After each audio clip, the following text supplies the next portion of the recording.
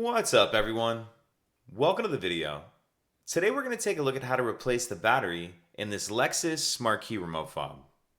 So this Lexus key fob is going to use replacement battery CR1632, and I'll put a link in the description box of this video to where you can purchase these batteries if you're in need. The first thing we want to do is remove the emergency key that's in the bottom of our key fob. That's done by pressing this release here, and then the emergency key will slide out like that.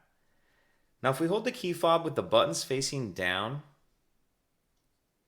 and we take a look at the space where this key just came out of, we see this little notch right here. And if you notice, there's a little bit of a lip on this key.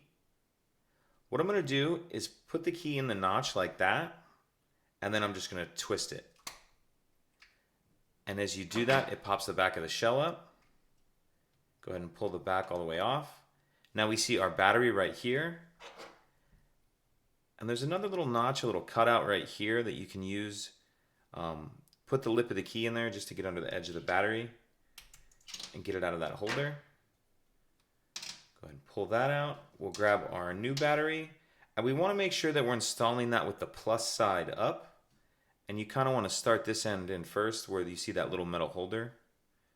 So start that edge in first like that. Oops. Start that edge in first like that, and then pop it all the way into place. And then go ahead and put the back cover on. Snap that down. Slide our emergency key back in. And that's it. If you have any questions, please let me know. If you could take a second to like and subscribe, it helps us out, and I'd appreciate it. Thank you.